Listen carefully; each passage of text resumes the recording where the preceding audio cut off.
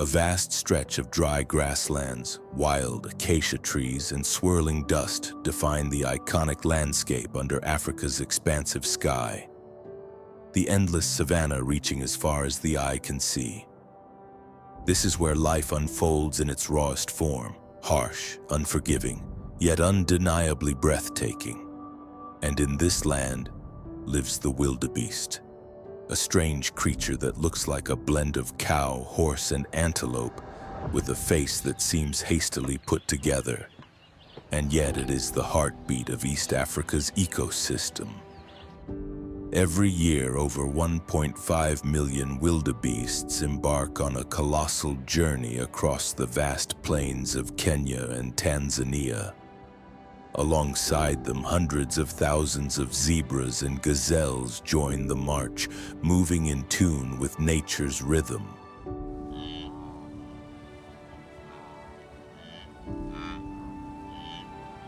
This mass movement, known as the Great Wildebeest Migration, is considered one of the most spectacular wildlife events on Earth. It's not just a magnificent natural show. It's also filled with tension, tragedy, and awe. Every step of this migration is a battle between life and death. From the dry grasslands of the Serengeti in Tanzania to the lush borders of the Masai Mara in Kenya, the wildebeest must face countless challenges. Raging rivers teeming with crocodiles, scorching barren plains, violent storms, disease, and predators lurking at every turn. There is no set schedule in the life of a wildebeest. They don't have calendars hanging from tree branches nor watches strapped to their ankles.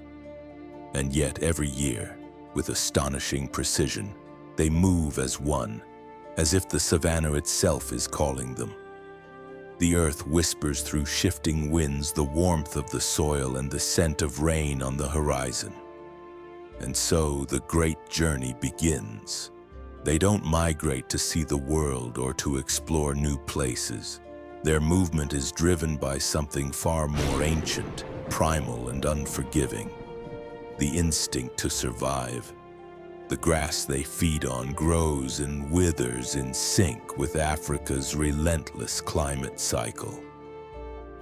Here, rain falls only at certain times, and only in certain places. When it comes, grass begins to grow, offering food and hope. But once the grass is gone, they must move again. This isn't a matter of choice. It's a destiny that must be pursued. In the early months of the year, rains begin to fall across the Ngorongoro region and southern Serengeti. Fresh young grass starts to sprout, and with it, a wave of new life. Within just a few short weeks, around 500,000 wildebeest calves are born. It's a kind of mass miracle, a breathtaking explosion of life, but also the beginning of a long, perilous trial. These newborns must learn to stand and run within minutes, for predators are already watching, ready to strike from the very first breath they take. What makes wildebeests truly unique among other animals is that their birthing happens almost all at once, in perfect synchrony. And that, paradoxically, is their greatest defense. When thousands are born together, predators simply cannot catch them all. In other words, there is strength in numbers, and for the wildebeest, that strength saves many. As the seasons change and the rains begin to leave the southern Serengeti, the lush savanna transforms into a dusty, cracked landscape. The grass dries up, signaling that it's time to move. And so they do. Millions of hooves striking the earth, kicking up clouds of dust into the air. From above, the herd appears like a living river flowing slowly but surely northward. Migration is not a one-day event. It's a journey of thousands of kilometers stretching across nearly the entire year. They follow a circular route, guided by rainfall patterns and the search for water. Wildebeest have no single leader. No one issues commands. Instead, they respond collectively to the shifts of nature, as if the entire herd shares one mind. During migration, a single herd can consist of hundreds of thousands of individuals moving together with zebras and gazelles. They don't travel in a straight line, but in a complex, shifting formation, like waves adjusting to one another. They match direction, speed, and spacing with remarkable precision. Too close, and they crash into one another. Too far apart, and they become easy prey. This delicate balance is key to survival. Remarkably, wildebeests possess a kind of biological navigation. They can smell distant rain, read wind direction, and recognize landscapes they've crossed in years past. And they do all of this without maps, GPS, or spoken instructions. One of the most infamous challenges of their journey is crossing the Mara River. But this is no ordinary river. It runs fast with steep banks and strong currents. And most fearsome of all, giant crocodiles lurk in its depths. From a distance, parts of the Mara River may seem calm. The water flows slowly, shimmering under the sun, deceptively peaceful, hiding the dangers beneath. But for the wildebeest herd that has just arrived after weeks of walking, the riverbank is no place to rest. When the herd reaches the edge of the river, they don't cross immediately. They stand still, thousands of wildebeests pushing, watching, and waiting. No one wants to be the first, because they understand one simple truth. Beneath the calm surface of that water, death is waiting. Mara River crocodiles can grow over 5 meters long, with powerful jaws capable of snapping an adult wildebeest in half with a single bite. These predators lie nearly motionless for months, waiting for this season of the migration. As the herd gathers at the bank, the water begins to tremble with tension. The crocodiles can sense the vibrations from afar. Their instincts awaken, alert and hungry. For them, today could be a feast, or yet another day of hunger.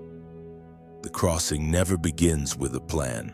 Often it starts with panic. One wildebeest stumbles or leaps forward, and in an instant the rest follow. Chaos erupts. Within just 2 minutes, a peaceful scene transforms into a moving nightmare. Thousands rush down steep cliffs, eyes wide with fear, plunging into the river below. Dozens, only sometimes hundreds, die in a single crossing. Some drown, trampled underfoot. Others are dragged under by crocodiles.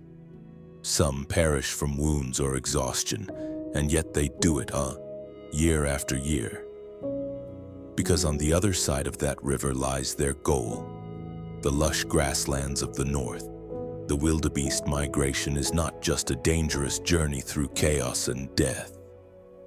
As they move across the plains, they bring life with them.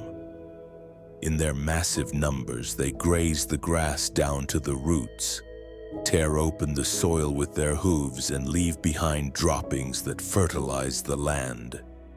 What may seem like destruction is, in fact, a natural process, one that renews and revitalizes the savanna. Much like farmers who till the soil before planting, wildebeests unknowingly prepare the land for the next generation of plant life. When the rains return, the earth they've trampled is better prepared to absorb water. New grass grows faster. And this is why, despite their awkward appearance, wildebeests are known as the architects of the ecosystem, often called the gardeners of the savanna. Even their droppings are far from waste. Wildebeest dung is rich in nitrogen and nutrients that enrich the soil, carry tiny seeds, and provide food for insects and microorganisms. On a large scale, wildebeests help shape the food chain and maintain a delicate yet astonishing balance within the ecosystem. The savanna is not a peaceful world. Every step the wildebeest takes is within predator territory.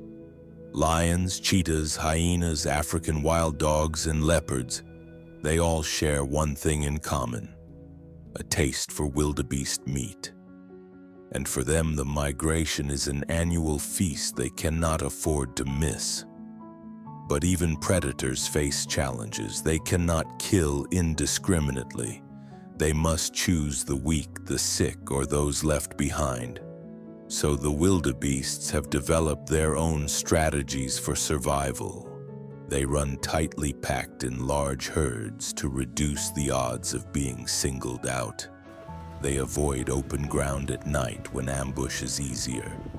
And they move in chaotic wave-like formations, a tactic that disorients and confuses their hunters. Even predators must choose their targets carefully.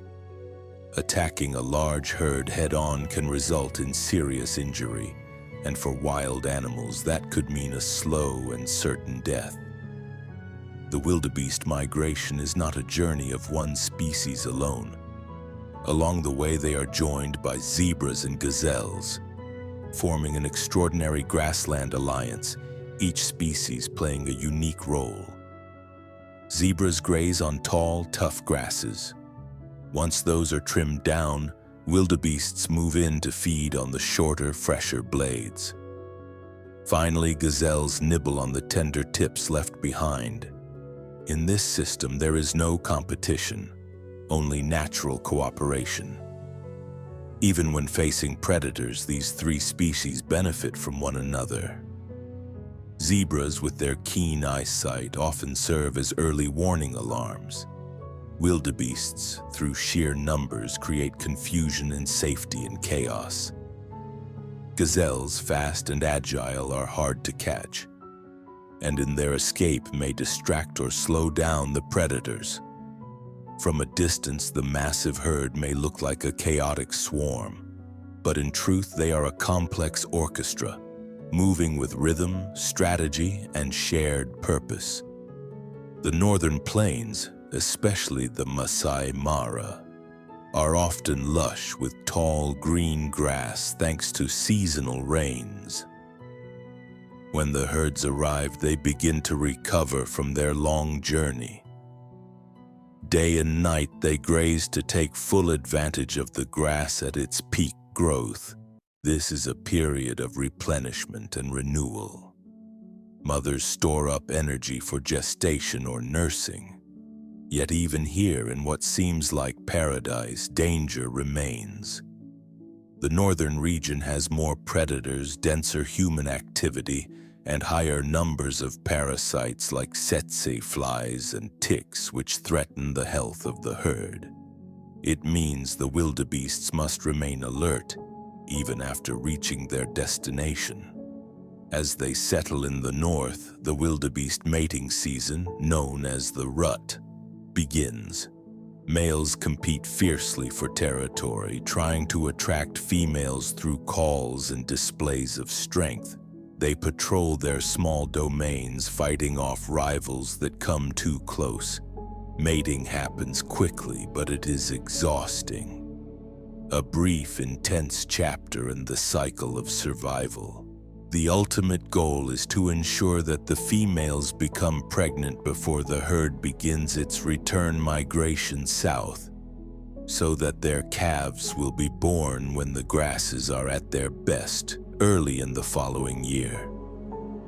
After spending several months in the north, typically from July to October, the wildebeests wait for a signal, rain returning to the south. As soon as the first drops fall on the southern plains, the grass in the Masai Mara begins to dry, and the scent of damp earth in the distance begins to call them back. And so the wildebeest turn around, retracing their route south, once again braving the rivers and all the drama they bring. Of course, this isn't home in the human sense. Wildebeests have no single house, no village to return to. But they know this: in the south, the rains will fall again, the grass will grow again, and there, the next generation will be born. This cycle repeats every year endlessly, without pause, without rest. As night falls and the savanna cools beneath the touch of fresh rain, pregnant wildebeest mothers begin to give birth. In the wet underbrush, their young enter the world. Every 5 minutes, a new life is born, crying, wriggling, seeking its mother's milk, learning to stand on earth softened by rain. This birth is no accident. It is part of a perfectly timed plan. Wildebeests give birth at the right place at the right time. The southern Serengeti's plains hold the highest concentration of nutrients after the rains. This makes it the ideal place for nursing mothers and newborns in need of nutrient-rich food. And just like before, the births happen all at once. Around 500,000 wildebeest calves are born in less than a month, a life explosion rivaled only by the salmon runs of North America or the mass turtle hatchings on tropical shores. But unlike many other animals, wildebeests aren't born to stay in one place. They are born to move, to follow the scent of rain. Within 5 minutes, a newborn calf is standing, trembling on unsteady legs. Within an hour, it can already trot alongside the herd. Throughout the spring, these young ones grow stronger, drinking milk, playing with other calves, learning to survive. But as the seasons shift, so must they. Soon they will walk thousands of kilometers. Wildebeests are not beautiful creatures in the conventional sense. With oversized heads, scruffy manes, and sloped backs, they look like something hastily assembled. But don't be fooled by their odd appearance. Beneath their awkward forms lies a remarkable design built for survival. Their long, powerful legs allow them to walk and run hundreds of kilometers without injury. Their wide nostrils help circulate air efficiently in the blazing heat. Their large side-placed eyes give them nearly 360-degree vision, essential for spotting predators.